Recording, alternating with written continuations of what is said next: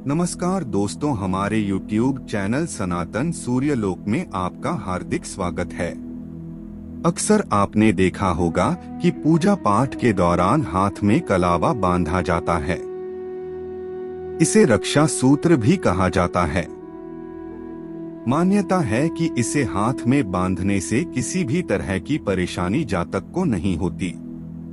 इसे खोलने और बदलने के कुछ नियम बताए गए हैं।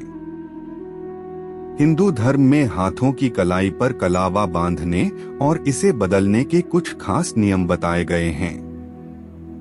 इन्हीं नियमों को ध्यान में रखकर ही कलावा बांधना और बदला जाना चाहिए। कुछ लोग अपने हाथों से कलावा इसलिए भी उतार देते हैं क्योंकि यह काफी पुराना हो जाता है और इसे बदलकर नया बांध लेते हैं, लेकिन ऐसा करना अशुभ माना गया है। मांगलिक कार्यों में हाथों में कलावा बांधना बहुत शुभ माना जाता है।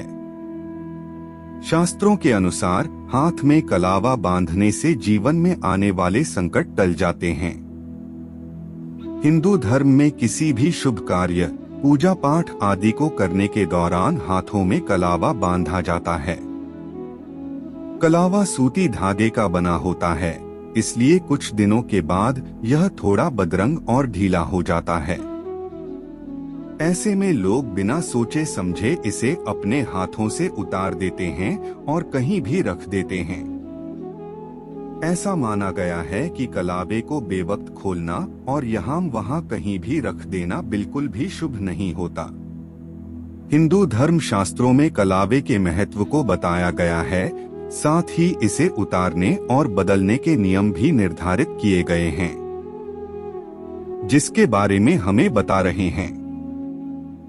सनातन धर्म में किसी भी शुभ कार्य या पूजा के समय कलावा बांधने का विशेष महत्व होता है। कोई पूजा अनुष्ठान सबसे पहले हाथ पर कलावा बांधने से ही शुरू होता है, लेकिन आज हम जानेंगे कि आखिर कलावा हाथ पर क्यों बांधा जाता है। मौली यानी कलावा का शाब्दिक अर्थ होता है सबसे ऊपर, और इसे कलाई पर बांधने की वजह से कलावा भी कहा जाता है। कहते हैं कि मौली का वैदिक नाम उपमणिबंध है। इसका तात्पर्य सिर से भी होता है। भगवान शिव के सिर पर चंद्रमा सुसज्जित है, इसलिए उन्हें चंद्रमौली भी कहा जाता है। मौलिया कलावे को मुख यह 3 रंगों के कच्चे सूती धागे से बनाया जाता है, जिनमें लाल, पीला और हरा रंग शामिल है। 3 धागों से अभिप्राय त्रिदेव है। कहा जाता है कि हाथ में मौलिया कलावा बांधने से त्रिदेव ब्रह्मा, विष्णु और महेश और तीनों देवियों लक्ष्मी, गौरी और सरस्वती की कृपा प्राप्त होती है।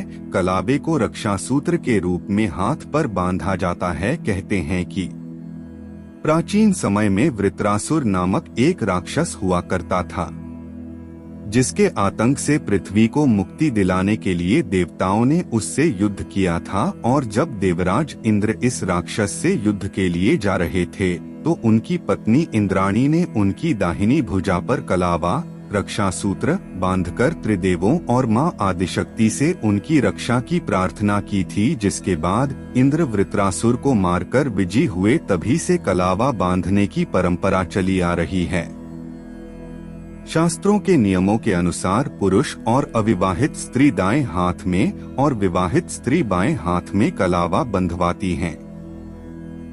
जब भी कोई पंडित या शास्त्री आपके हाथ में कलावा बांधें, तो उस हाथ की मुट्ठी बंद और दूसरा हाथ हमेशा सिर के पीछे होना चाहिए।